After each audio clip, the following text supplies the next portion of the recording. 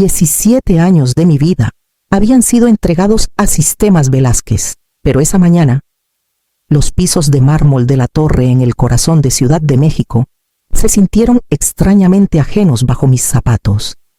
Entré con un orgullo silencioso, esperando felicitaciones por otro trimestre impecable. El tipo de resultados que solo mi sistema de automatización podía lograr. En cambio, me llevaron a una oficina de paredes de vidrio donde Mauricio Salazar, el nuevo director general, estaba sentado con la corbata floja, los labios curvados en una sonrisa que me dijo que esto no era una reunión, sino una ejecución. Estás despedida, con efecto inmediato, sin explicaciones, sin gratitud. Solo esas palabras, lanzadas como un martillazo. Por un momento, el murmullo de la ciudad allá afuera pareció desvanecerse. Sentí un nudo en la garganta, pero me negué a darle el gusto de verme derrumbarme. Recogí mi libreta, los bolígrafos que siempre ordenaba por color y mi gafete de identificación. En el pasillo, las miradas se desviaron al pasar. Javier Morales, el analista que alguna vez fue mi sombra, intentó decir algo con los labios, pero la asistente de Mauricio ya estaba detrás de mí, lista para escoltarme fuera. Entré a mi oficina por última vez, el lugar donde había escrito el alma de cada sistema en el que Velázquez confiaba. Mientras guardaba mis libros en una caja, un destello en el monitor del asistente me llamó la atención. Había dejado su bandeja de entrada abierta, y un asunto en negritas me fulminó. Solicitud de patente Sistema de Automatización Villarroel, reasignar bajo el nombre de Salazar. Sentí un ardor en el pecho. Esto no era solo una reducción de personal o un cambio de dirección de liderazgo. Era un robo. Me estaba sacando para poner su nombre en mi diseño, el que había sostenido a esta empresa durante casi 2 décadas. Cerré la caja lentamente, dejé mi gafete encima y permití que el silencio de la oficina se asentara como polvo sobre muebles olvidados. Al pasar por la fila de escritorios, nadie se atrevió a mirarme. Para ellos, ya estaba borrada, pero al llegar al elevador, una certeza tranquila se arraigó en mí. Piensan que me eliminaron, susurré para mí misma. Pero el sistema sabe quién lo construyó. Y en algún lugar dentro de los servidores que zumbaban sobre nosotros, mi código ya estaba escuchando. Esa noche, mi departamento en Coyoacán se sintió más pequeño que nunca. Las cajas de cartón de la oficina seguían sin abrir junto a la puerta, como lápidas de una parte de mi vida que aún no había enterrado. Preparé una cafetera que sabía amarga, del tipo que tomas no por gusto, sino para mantener las manos ocupadas. Mi laptop cobró vida, y con unas pocas teclas, me sumergí en las venas del sistema que había creado. Líneas de registros caían en cascada por la pantalla, brillando como un monitor de pulso. Para cualquiera, sería un galimatías, pero yo podía leerlo como una madre lee el rostro de su hijo. Patrones, advertencias, ajustes, todo estaba ahí. Mi sistema no se estaba derrumbando, se estaba adaptando. 17 años atrás, en una esquina de la biblioteca pública de la colonia Roma, con audífonos puestos, escribía código hasta que los conserjes apagaban las luces para avisarme que era hora de irme. Escribí con la convicción de que la automatización podía ser más que atajos. Podía ser un sistema vivo. Nómina, flujos de datos, alertas de seguridad, todo tejido en una red que anticipaba el estrés antes de que llegara. No era sabotaje, era previsión. Ahora, observando los registros, vi que mi creación hacía exactamente lo que había diseñado. Las órdenes de Mauricio, eliminar supervisión, apresurar patentes, reasignar autoría, ya habían sido marcadas como eventos desestabilizantes. El sistema no reconocía autoridad en un letrero o una oficina de esquina. Reconocía integridad en el flujo de datos, continuidad en la gestión. Sin mí, no tenía ancla. Me recosté, tomando un sorbo de café rancio. Mientras mi corazón se estabilizaba con una certeza, pensaron que despedirme me quitaría el poder. Pero olvidaron una verdad simple: puedes despedir a una persona, pero no puedes borrar la huella de la arquitecta en su propio código. Los registros parpadearon con otra alerta, fechada apenas minutos después de mi despido, reconfiguración inestable detectada, protocolo de defensa autónoma iniciado. Dejé la taza con cuidado, como si un movimiento brusco pudiera romper el silencio del cuarto. Mauricio pensaba que había robado mi obra. En realidad, había jalado el seguro de una granada que ni siquiera podía ver. Y para la mañana, las primeras grietas en su imperio empezarían a aparecer. El viernes por la noche, la torre de cristal de Sistemas Velázquez brillaba sobre Ciudad de México como una corona. Adentro, Mauricio Salazar estaba sentado a la cabecera de una mesa de caoba, con una copa de vino en la mano. Su voz cargada de esa arrogancia que él creía que pasaba por liderazgo. El talento viejo es un lastre, declaró. Mi nombre estará en cada patente de ahora en adelante. El futuro no necesita reliquias, necesita mi firma. Risas nerviosas resonaron a su alrededor, de esas que nacen del miedo más que del humor. Nadie notó el pulso silencioso dentro de sus servidores, el murmullo de verificaciones y recalibraciones tumbando a través de la automatización que yo había escrito. No estaba en el cuarto, pero mi presencia sí. Cada transacción, cada solicitud de autorización aún llevaba la arquitectura de mis huellas. Podían brindar por Mauricio todo lo que quisieran. Mi código no brindaba por él. En casa, mi celular vibró con un mensaje seguro. Javier Morales, silencioso, meticuloso, uno de los pocos analistas que se había molestado en preguntarme cómo funcionaba mi sistema, en lugar de descartarlo como magia. Su mensaje fue breve, pero golpeó más fuerte que las palabras de Mauricio: están borrando tus créditos del archivo de investigación. Salazar quiere la autoría en 30 días. Dejé el celular en el alféizar de la ventana y miré la ciudad. El lago de Texcoco, ahora un eco bajo las luces, brillaba a lo lejos. Y pensé en las noches que perdí, cumpleaños, aniversarios, incluso la oportunidad de ver a mi madre antes de su cirugía, porque la empresa me necesitaba. 17 años de sacrificio, reducidos a una línea borrada en un archivo, y la ambición de un hombre por poner su nombre donde estaba el mío. Por un momento, la rabia ardió en mi pecho, pero luego, mientras los registros se deslizaban silenciosamente en mi pantalla, sentí algo más frío, más firme. Mi identidad podía ser borrada de sus archivos, pero el sistema sabía quién lo había construido. Ya estaba resistiendo las manos torpes de Mauricio.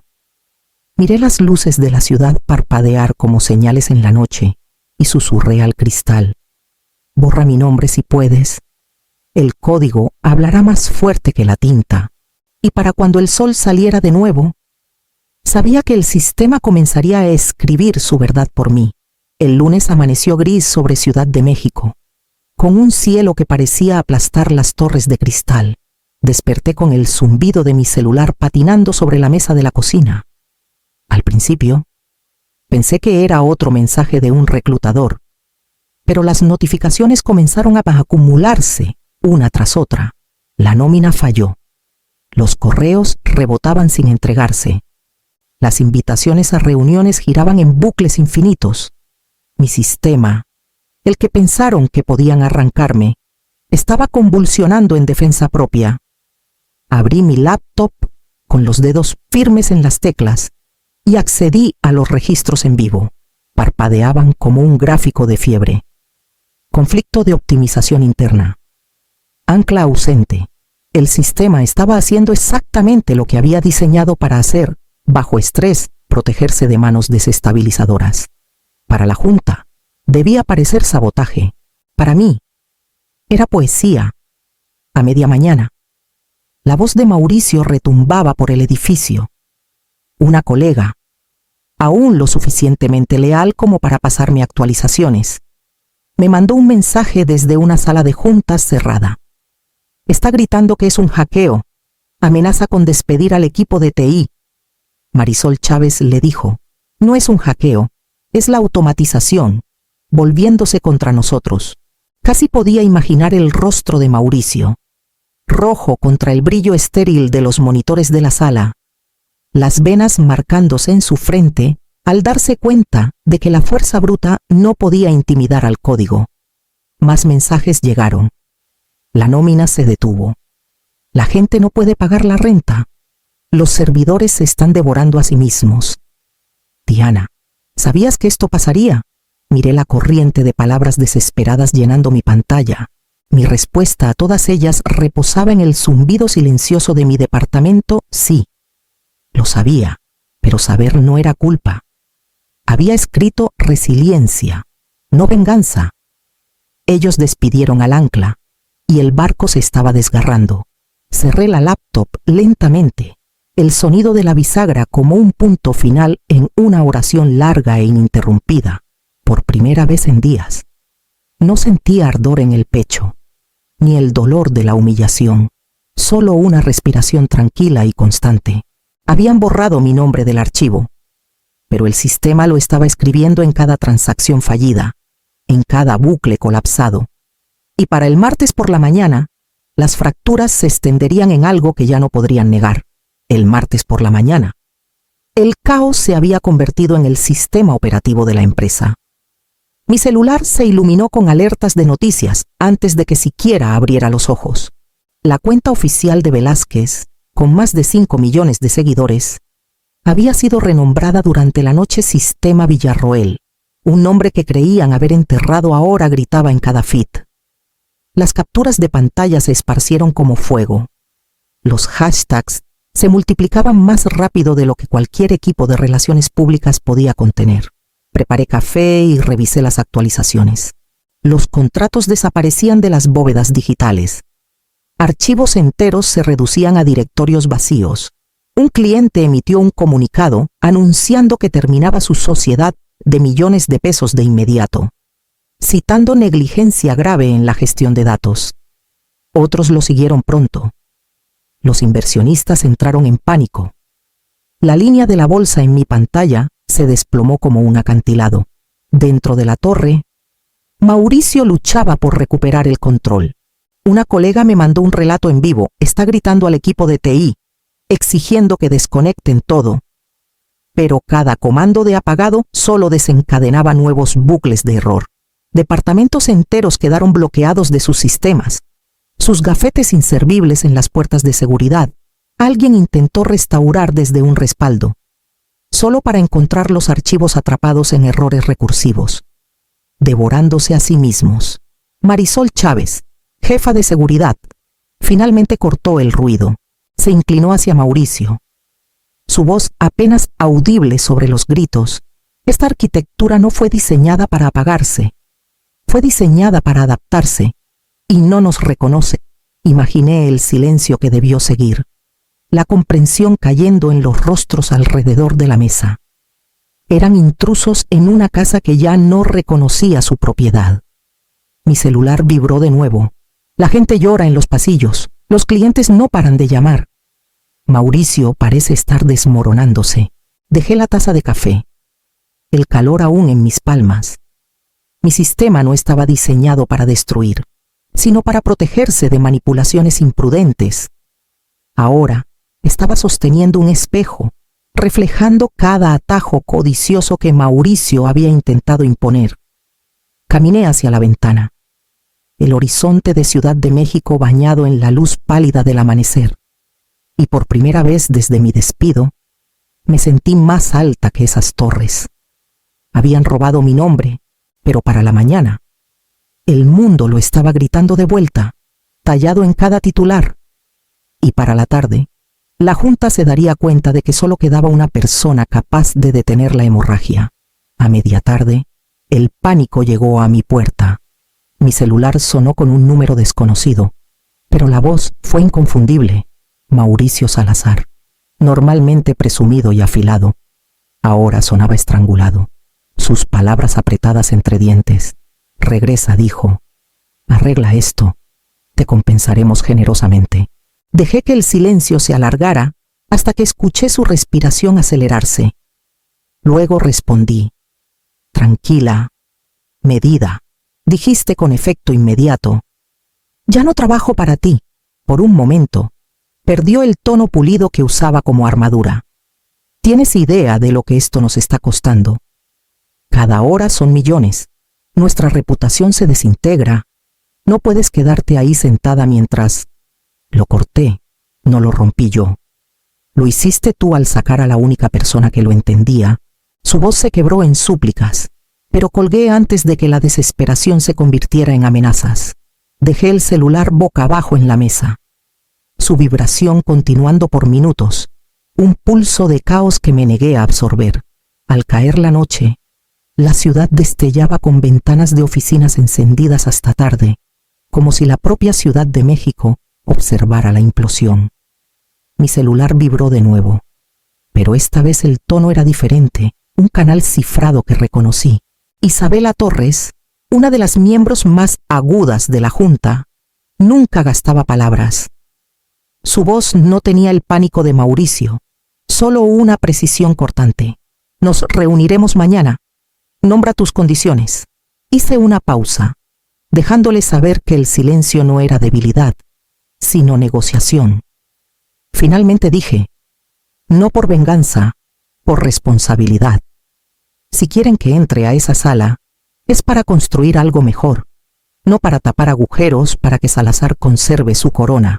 Isabela no titubeó. Entendido. 9 de la mañana. Sala de juntas, nivel 30.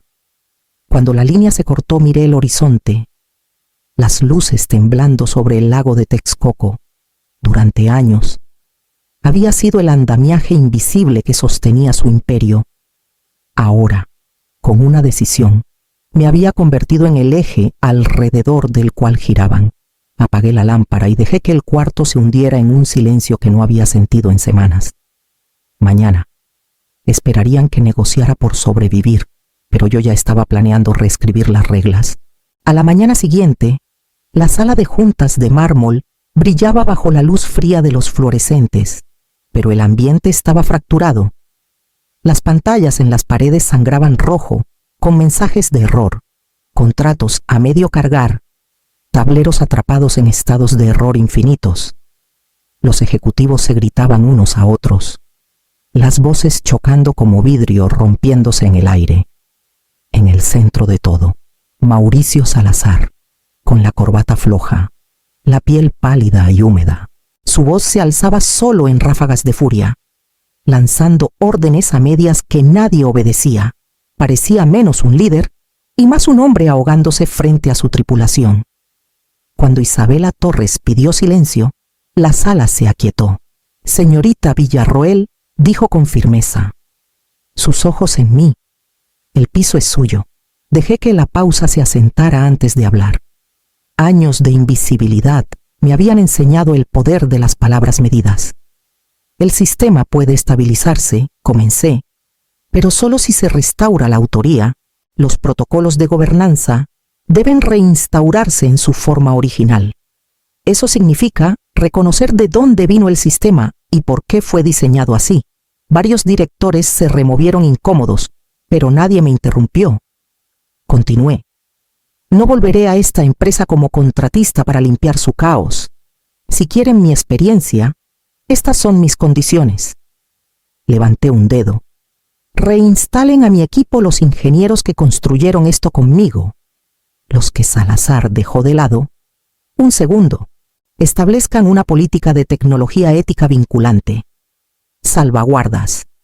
Supervisión y protección para denunciantes, para que nadie pueda enterrar errores en nombre de las ganancias. Un tercero. Transparencia total con los clientes. Cada fallo, cada parche documentado y revelado. No más ilusiones.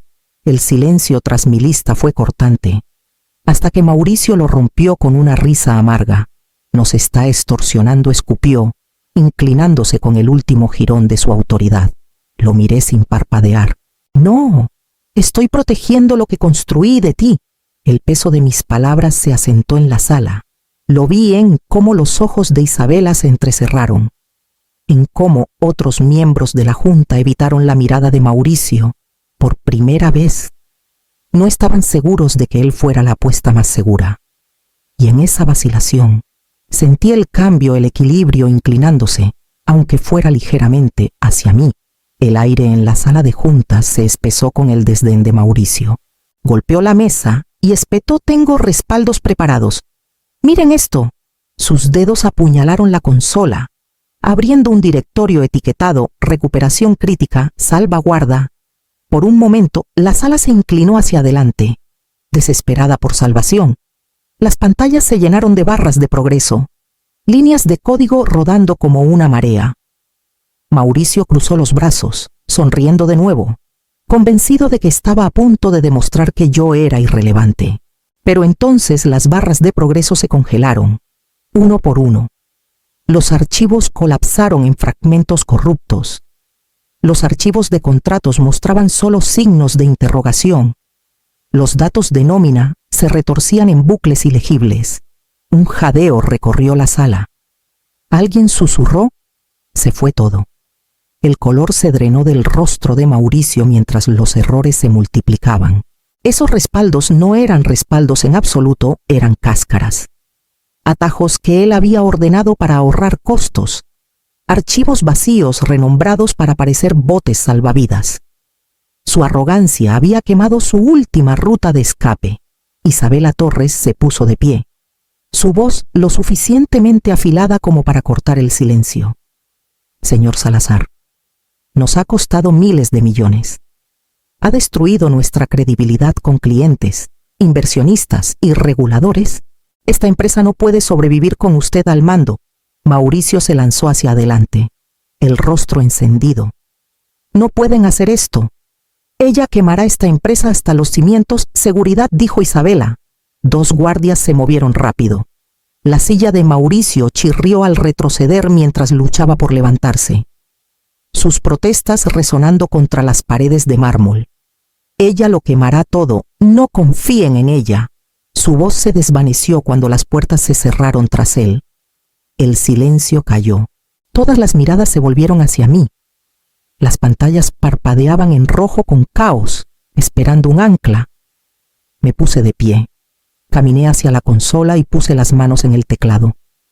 No dije suavemente: «Lo salvaré», pero a mi manera.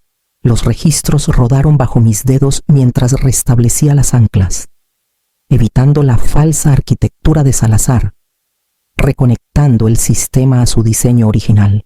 No lo hice por la Junta, ni por los inversionistas. Ya habían demostrado que su lealtad era hacia las ganancias, no hacia las personas.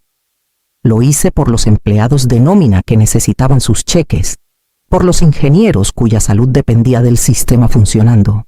Cuando los monitores se estabilizaron en verde, la sala de juntas exhaló como uno solo. Pero para mí, era solo el comienzo de decidir quién merecía sobrevivir. Pasaron semanas y la ciudad volvió a su ritmo, aunque las cicatrices del colapso de Velázquez seguían en los titulares. Mauricio Salazar desapareció del ciclo de noticias, mencionado solo en fragmentos, rumores de que dejó la ciudad, habladurías de demandas rondando como buitres. Su nombre arrastrado en foros financieros como el hombre que destrozó una empresa icónica en menos de un año. La Junta actuó rápido, instaurando nueva gobernanza, prometiendo transparencia, reconstruyendo puentes con los clientes que yo había luchado por proteger. Me ofrecieron la corona que él perdió. Directora general, dijeron, con voces ansiosas por reparar su imagen a través de mí. Sonreí. Estreché sus manos cortésmente y decliné. Los títulos nunca me importaron.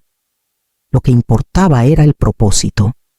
Y no tenía interés en cambiar una jaula dorada por otra. En cambio, regresé al lugar donde todo comenzó, la vieja biblioteca en la colonia Roma, donde alguna vez codifiqué toda la noche mientras el conserje apagaba las luces para señalar el cierre. El olor a papel y polvo, el crujido de las sillas de madera, el silencio lo suficientemente denso para pensar. Ahí puse los primeros ladrillos de mi sistema, y ahí decidí construir algo nuevo. Lo llamé Analítica Villarroel, no una torre, no una corporación obsesionada con márgenes trimestrales, sino un colectivo. Traje a ingenieros jóvenes, los que a menudo son ignorados o descartados, esparcimos laptops sobre mesas de roble, y los mentoré como nadie me había mentoreado a mí. No perseguimos atajos, construimos cimientos, una noche, mientras las lámparas brillaban cálidas contra las altas ventanas de la biblioteca. Una figura apareció en la puerta. Mauricio Salazar. Su traje estaba desgastado en las costuras, sus zapatos rayados, su postura despojada del pavoneo que alguna vez llenaba salas de juntas. Su voz tembló al hablar. Dame un puesto, cualquiera. No consigo trabajo. Nadie toma mis llamadas. Por un momento, no vi al tirano que borró mi nombre, sino a un hombre hueco atrapado en la sombra de su propia codicia. Aún así, la simpatía no tenía lugar aquí.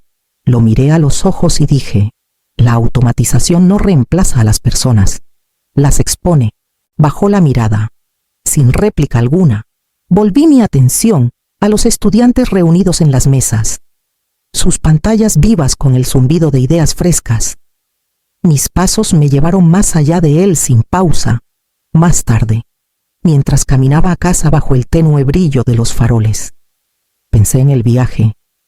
Intentaron borrarme, enterrar mi nombre bajo arrogancia y robo. Pero el código recuerda. Los sistemas recuerdan. La venganza nunca fue sobre ruido, llamas o espectáculo público. Fue precisión, líneas de lógica medidas, exactas e innegables. Y cuando el mundo olvida a las personas, tal vez la justicia más verdadera es dejar que la verdad se escriba sola de nuevo en tinta.